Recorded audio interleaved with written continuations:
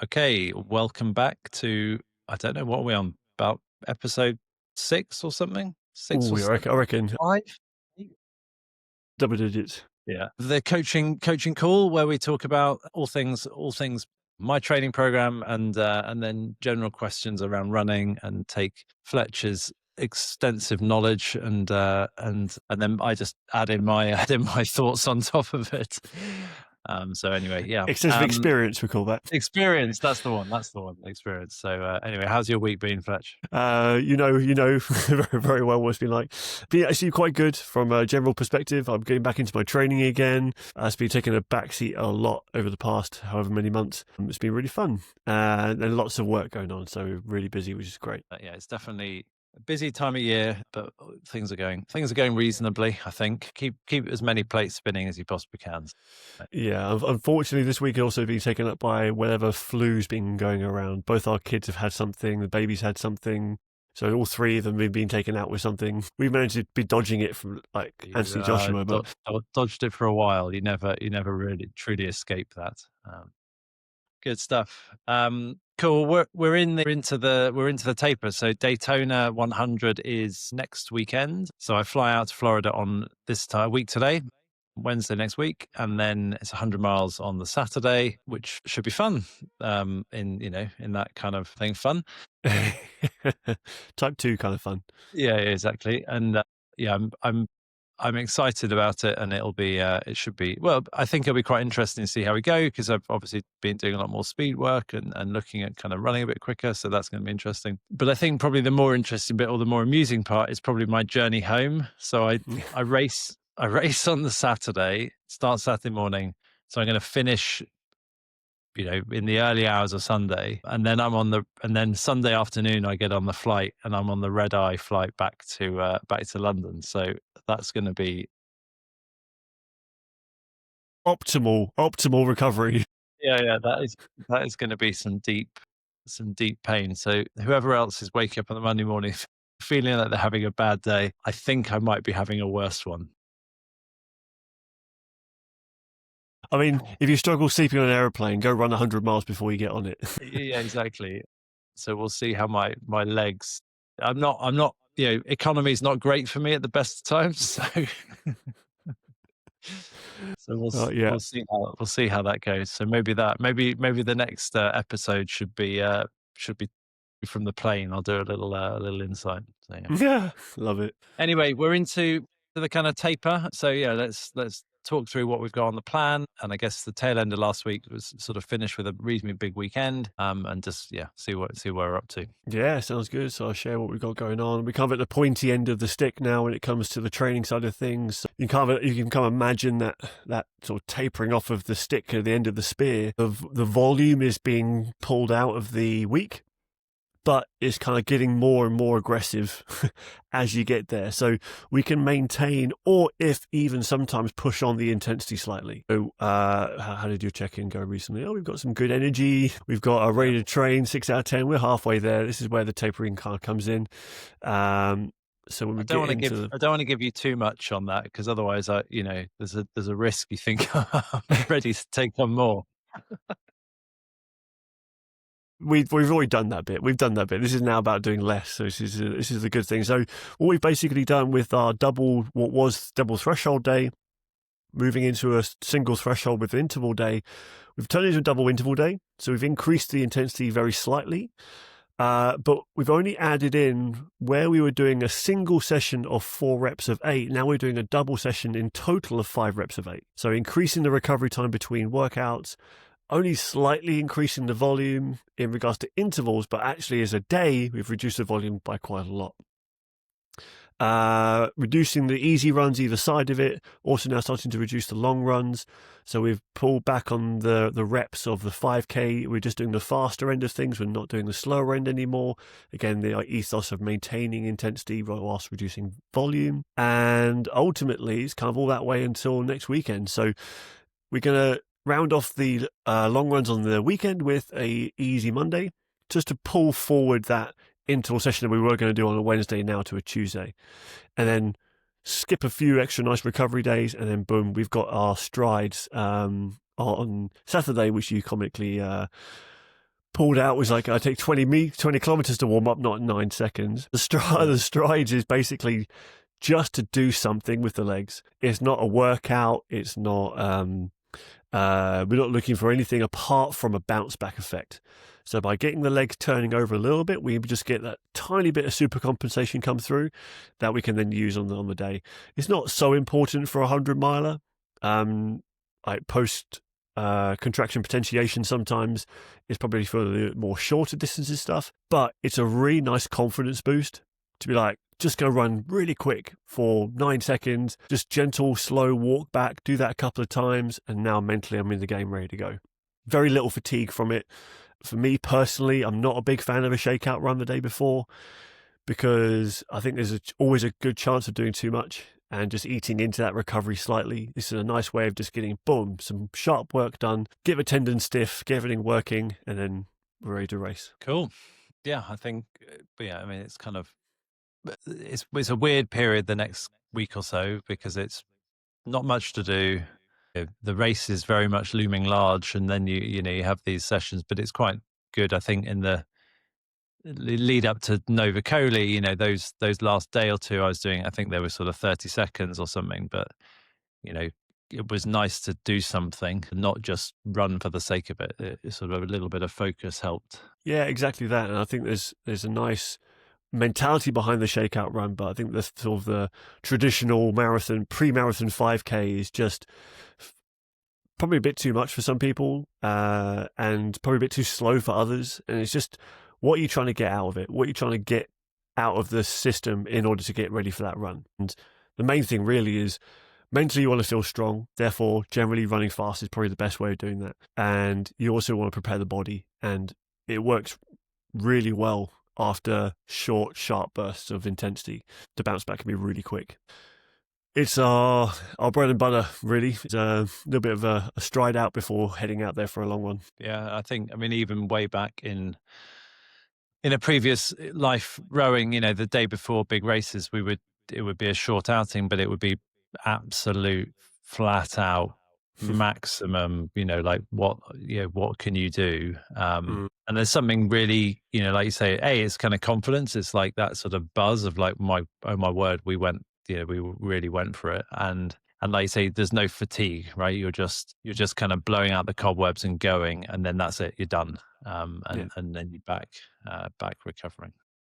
Yeah, exactly. And we do the same thing with weightlifting as well. Like, you can do a really strong power-based plyometric set a couple of days out from a competition. The 48 hours worth of recovery. You basically got this sort of an extra gear available. The brain, the pathways are all switched on. It's kind of like the motorways ready to be driven on, and it's a really nice way of, like you said, seeing what you're capable of and giving yourself that little nudge. Mileage-wise, we're reducing it right down because we've kind of gone from 84 to 65 down to, obviously, where it says 167, but 176, but a lot of that's down to the race itself. A lot of that's down to the race itself. So we're down to like 15K pretty much worth of work. So we're really like dropping it off a cliff. Yeah. And I think, the other side of this is that stress side, which is, there's a transatlantic flight to take, there's transfers and travel and, all the rest of it. And that's on Wednesday, but that will take me through to, Thursday. And those things, they all add up. If you just ignore them, then you ignore them at your peril, I guess. And I think for this one, for this race, the reason I'm doing this race, one of the reasons I'm doing this race is to take on a kind of a race in America, right? That is comparable, or, you can't just pop back home and pick up something you've forgotten. You've got to go and do it. So I think that's a kind of really important part of it. Yeah, the mentality of the logistics is huge. So we have a question. Actually, we have a second question, because we had a question, and then we've had a quick update to a question. So I'm totally sideswiping you with this one. Luckily, you're the expert, so you'll be absolutely fine. So here's the question. So there's a lot of talk about how success in an ultramarathon goes beyond fitness and into planning and preparation and strength of mind. With so much time to think, Ben, what are the key three aspects, or three, gosh, aspects of maintaining a strong psychological approach across 100 miles plus? So I think we had a question relating to, kind of preparation ahead of ultras, and I think the tapering part is quite important to that as part of this whole thing. But so yeah, this question was, there's a lot, and you hear this a lot in the press. People say, "Oh, it's 80% mental," and all this sort of stuff. So there's a lot of talk about how success is ultramarathon goes beyond fitness and into planning and preparation and strength of mind. With all that time to think, what are the three key aspects of maintaining a strong psychological approach across 100 miles plus? Right. I'll have a stab at a few things. So, I mean, yeah, I think the big one is you can't just turn it on in the last week. It's not something that happens in the taper or in the build up to a race. And when I mean build up, I mean this last minute build up. It's, I will spend a lot of time. I've mentioned it before. People take the piss out of me, like running on the same roads, running the same route, doing the same thing. And that is part of the training in my mind, is to put myself in a position where I'm having to just get on with it, stay in the moment, not have all this external stimulation that's, oh, isn't that interesting? Or isn't that fun? It's like, there's a monotony to it that actually is part of that process of building up that resilience and all those other good things that everyone would think about. But that happens day in, day out, and I will certainly have sessions and that sort of internal dialogue, I suppose, on some sessions where I will be, I will kind of commit to this. I'm doing this because this will count. This is a kind of mindset shift. And that, I think that you kind of got to stack that up over time.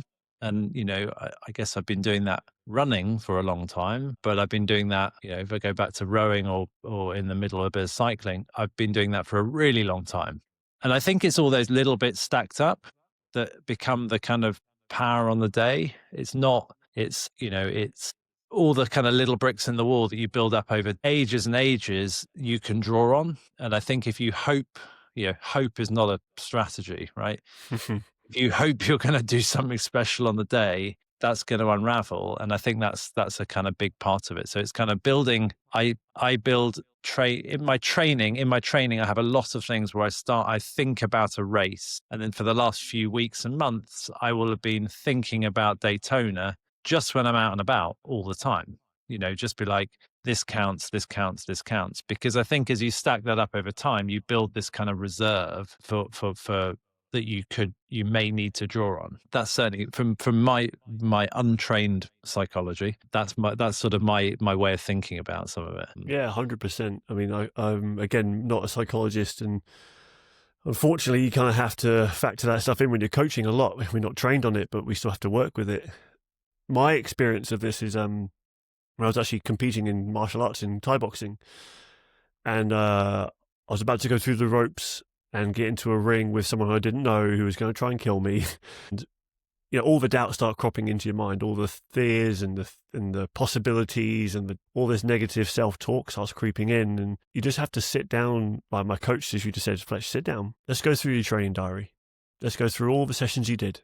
Let's go through all the sparring sessions you did, all those tough points that you did that you can draw upon now as facts, not fictions. And drawing upon the reality of what you've been through to get here is proof that you are able to do what you're about to go and do. And that really resonated with me, because I think it crosses most boundaries in sport, probably everything, to be honest, is that you only get confidence from experience, but we can't gain experience without time. And so that's where your experience and other sports will translate into this, and your work will translate into this. Draw upon motivations and habits and stuff that you've created in other parts of your life and bring it into this. I think also that to add to that piece, you also have to be following something. There's a load behind you to help push you forwards. But I think that you also have to be following something. What does it really mean to you to be out there? There's a North Star to follow. People sometimes call this purpose. It's the why. But that's what you're probably going to be drawing upon the most when you're out there, is either you're running from something or towards something. Yeah. And I think that's you have to be, I think those points that you kind of refer to, this kind of thinking back about all the things you've done. I think one of the things I've learned is to start to, as you're training, think about those things as you go, because, the rear view mirror's not always great. Like, you can't remember everything. But if as you were doing the training, you start to kind of think, this matters, this will count, this will build up, this will be useful. You're building up that kind of stack of reasons why that you can do it.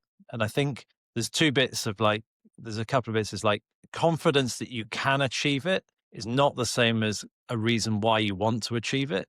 There's a lot of people out there who will have a big why, but if it's not founded with, if they can't at the crunch time back it up with I can do it, that's when things can begin to unravel, because a why won't get you there if you've not put the time in. And so I guess the bit I now do more of is kind of linking those bits together, so that, when it comes to it, you've got more kind of fuel, or whatever, in whatever form you want to measure that kind of capacity.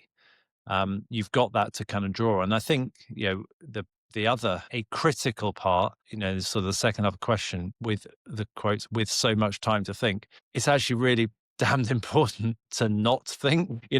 If you're running 100 miles and you are set out on, and you've done 1 mile, and you start thinking too much about how far or what you've got to do, what lies ahead, that will be the undoing. Because we've all been out for long runs, and if you can run 20K or 30K or 10K or whatever, if someone said when you're about to finish, you've got to do that all again, that would feel like just feel like a massive challenge.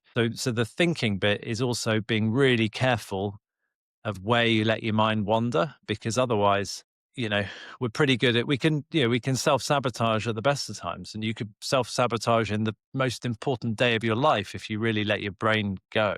And I think that's a really important part of it, is kind of maintaining that, what am I letting myself consider and think about? Yeah, you control the controllables, I think, is part of that piece, isn't it? If your mind can be wandering off all different directions, but if it's not serving you well, you got to switch your mind up and try and think about something else, and being conscious of those paths that your mind can wander down. I know that Paula Radcliffe, for example, would count her steps. In every 100, she would just start again. And that would be her entire marathon would be that. Almost avoiding any tapering off in different directions. She's like, I'm just going to focus on this one thing, count my footsteps. I think every right foot, I think she would count. And it was to control where her mind was going. If you know that there's a good chance you're going to wander off in different directions, focus on something that's really plain and simple, that can be achieved. Like, some people will be thinking more landmarks, like that's what I'm aiming for in the distance, that peak. As soon as I get to that peak, I'll do something. I'm just going to focus on my heart rate for this pace, and if that's a positive thing to think about, or I'm just going to think about my family, whatever it might be. But if it's suddenly letting you spiral off into a not good space, you have to be able to awarenessly, that's not a word, but be aware that you need to switch it up real quick and find something positive or good to think about. Yeah, and I think, one of the things I do a lot of is, it's in that preparation. At the moment, I've, with less training to do over the next couple of weeks, I won't be as tired and all the rest of it, and I'll be getting ready and preparing things.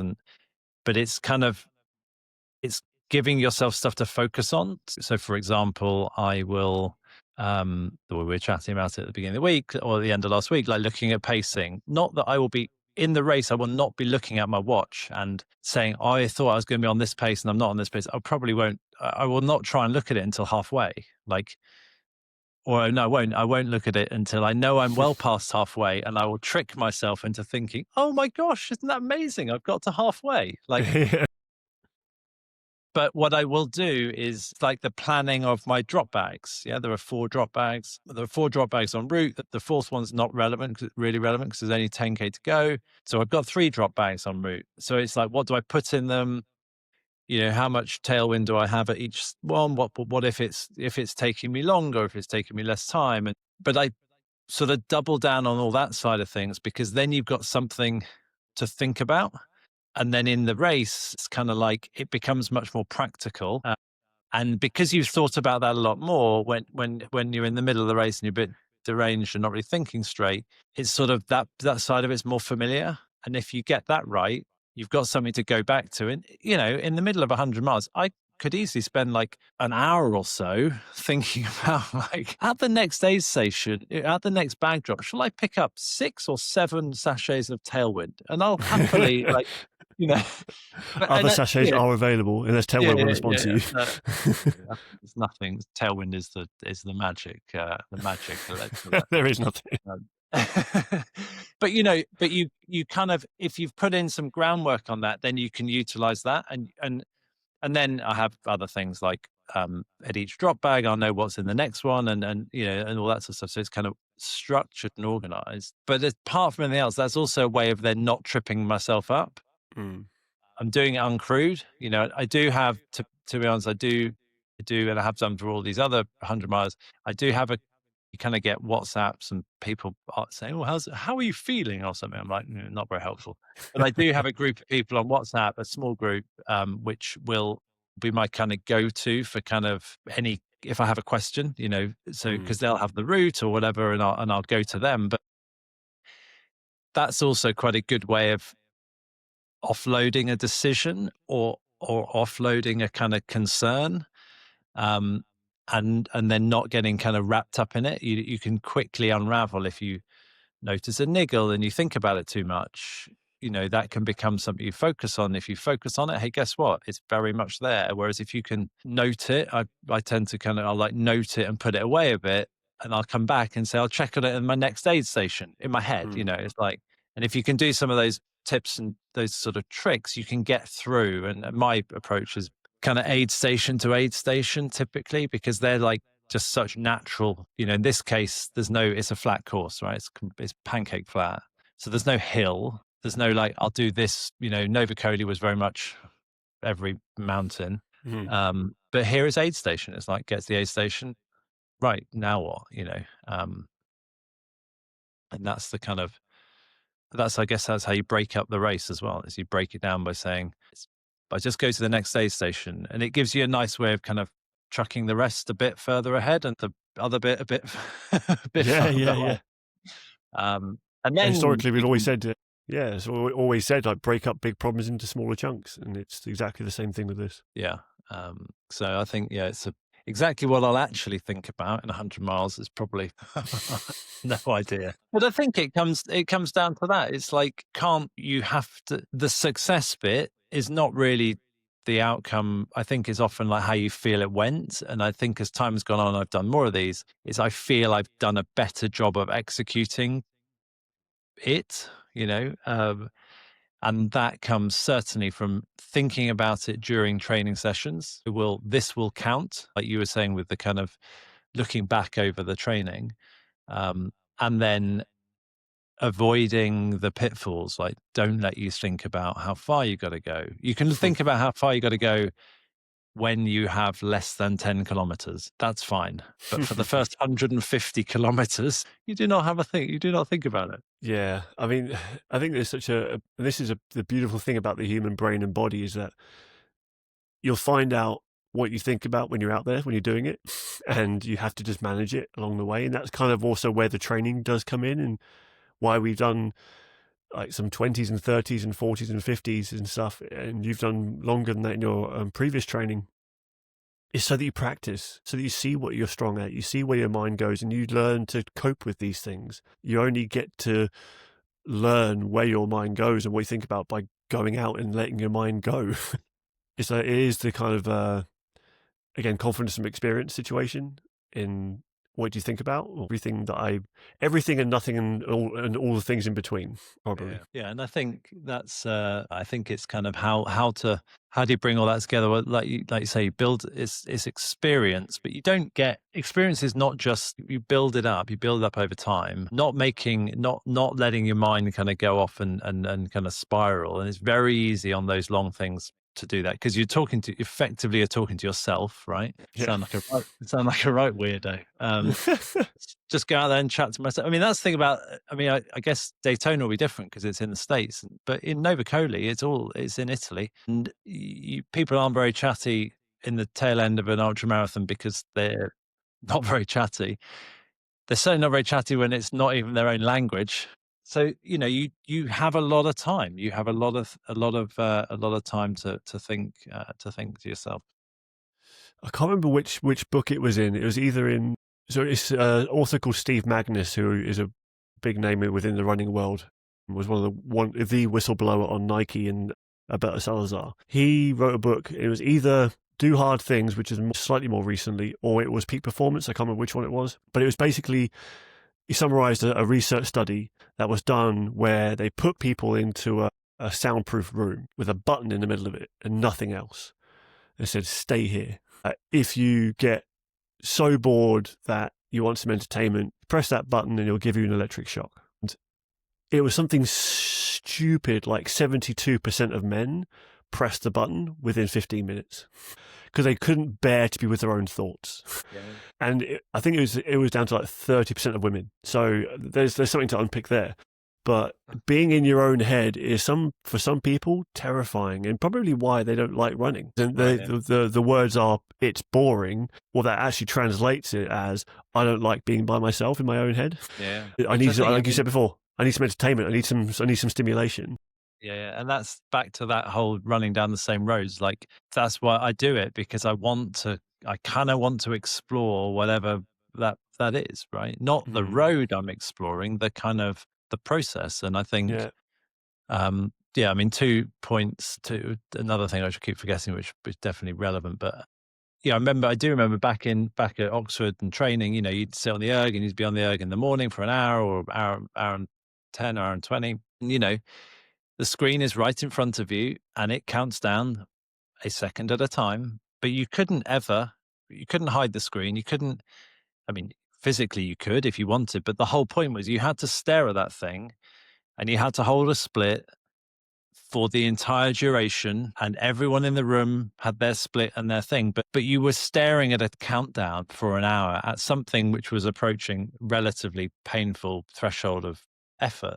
That builds some resilience. There's no hiding. Like you say, you have got to look at that screen. You can't look away because your split will go off. And if your split goes off, the coach can see everyone, right? And you're being tested the whole time. So it's a real kind of, real insight and real kind of focus on that thing. And that stacks up, over time. And you have done that session again and again and again. Come race day, you've got all that to draw on, Yeah, 100%. And we've had a couple of people over the years being sort of, when we onboarding them and want to go through, like, okay, well, what gets you out in the bed in the morning? What do you want to experiencing the training plan? They're like, oh, I just love doing different things. Love a little bit of variety in the training, and like, okay, we can put some variety in there, but ultimately you've chosen a sport which is left foot, right foot, thousands of times in a row. There's only so much stuff we can inject into that with regards to entertainment, but also there's potentially a low-hanging fruit there. If you love entertainment and love being stimulated, I want to challenge you on not being stimulated, not being entertained. Do the boring bit that you find hard, because that actually is probably going to get the biggest gains for yourself. If you find something so boring and terrifying, do that, because that's what you're avoiding a lot of the time. That's probably a growth opportunity. Yeah. Yeah, I think, and back to the question, because I don't know if I've come up with 3 aspects, but there's 3 in there somewhere. I'll call it the third aspect, so we know we're covered. But yeah, I think one of the things you see it occasionally on the kind of, sometimes if you do a marathon or whatever, someone's put a silly sign next to the road, but one of the things was always basically never make a decision when you're feeling really good, but also never make a decision when you're feeling really bad. Because take a good decision. If you're feeling really good, you might make a silly decision like, oh yeah, I reckon I can like push it on a bit, but you've got 100 kilometers to go. I would question the validity of that, decision, right? But at the same time, never make a decision when you're feeling really bad. And I think in the context of these long runs, you will have, I say you, I mean me, but everyone will have a period, you will have good moments, but they will pass.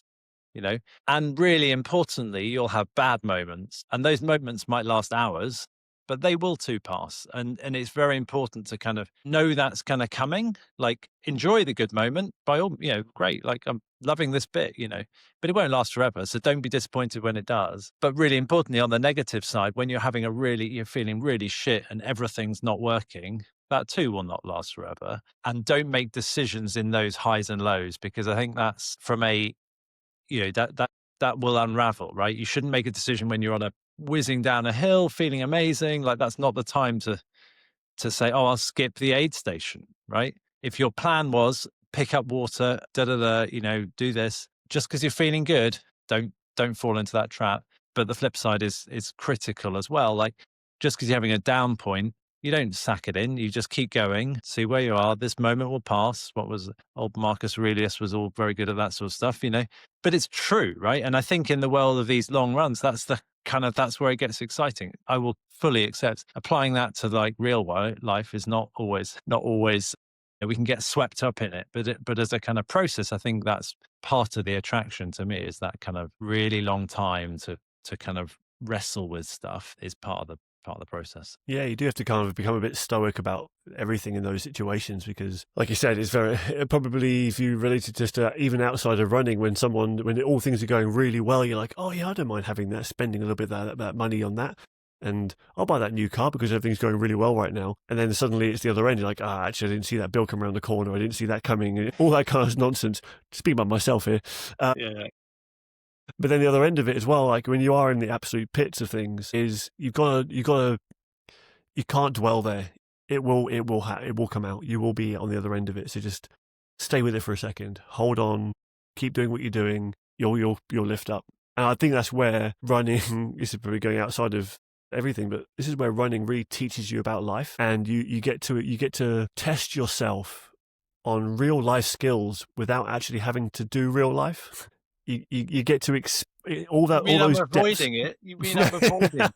You're doing it too, but I mean, this is where like some people really struggle with the highs and lows of life in general. I think this is where running is during the pandemic. I think really opened up the opportunity for people to try it and realized actually they were the problem, not running. Being in their own head and working through these little problems and seeing some progression and then like, oh, how do I just tweak things a little bit and move things around? It was really a fascinating time to see people develop mentally, not physically, mentally, which kind of falls into line with what these longer distances really challenge. And being in that headspace for that period of time is really, really hard. Yeah.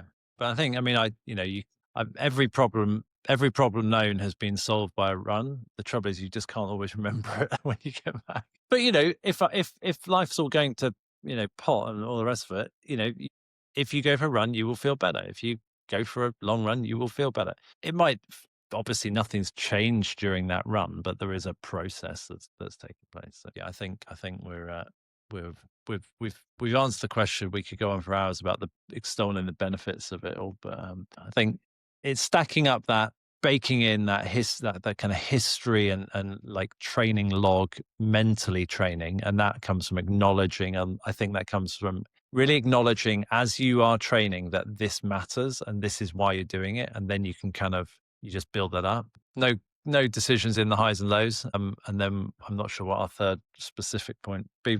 Very organized and planned, but no, and break it down, right? It's like breaking it down into chunks, and what's that phrase? How do you eat an elephant or run across America? It's like it's one step at a time. It's not, none of these things are done. The outcome might be huge, but the steps are not. 100%, 100%. The was it there was a saying, I can't remember who said it. It was probably the guy called Ziggy, who was you walk across America by looking at your feet 1 foot at a time. That's it. If you keep looking at your feet and don't look up, you'll just keep walking forever. Very true, very true. Well, one of the things we didn't mention on the training program, which is the fun bit, is most of the sessions at the moment are done in my heat chamber. Oh yes. My impromptu thing. So I take man cave that I chuck a couple of fan heaters in, and I cook it up nice and high, and then I go and run intervals on the treadmill. So, but again, it's like 38 degrees in there. It's pretty toasty, but that all counts, right? It's just like another thing that you're saying. I like the heat, therefore I'm adding it. Yeah, there's that psychological pressure on there too. It's uncomfortable. That uncomfortability is something to wrestle with, but also there's a huge physiological response to that heat that we are after. We're going through to get it. We said it before on the previous previous calls. It's similar to altitude training, but it happens quicker, and that's kind of where we can really get some quite nice adaptations without having to take another trip out away from the family up to the Alps or something. Well, I mean, I don't mind. You gave me permission last week to buy some trainers. If I if would get killed by Laura if both if Lauras. I think if yeah, I if gave you that permission. if today you're giving me permission to go on a holiday, absolutely, I'm all ears, not a problem. But as you said, I think I need a chaperone, so I need you. You have to come with me, otherwise, Yes, yeah, yeah. I've got to hold your bags. Can't have you carrying all that weight. Fatigue you too much. very good. Good stuff. Well, hopefully we answered the question and didn't sidetrack too far, but I guess we probably will have done. But yeah, next week is flying on Wednesday, so perhaps we'll have a quick chat beforehand, or maybe a chat when I get out there, and then we'll be talking about how it went at some stage Yeah, definitely. and see what happens. So, and the good news is my new trainers have arrived. For everyone Woo! to worry about it, and I don't. I think they're going to be good. So I'd probably need like a backup pair. I think. I didn't sign off on two, by the way. That's your own autonomy there. Yeah. Well, I'm an adult. I can make decisions. So some very good. All right. Well, until next time, Fletch. I will catch up with you soon. Definitely over and out. Nice one. Cheers.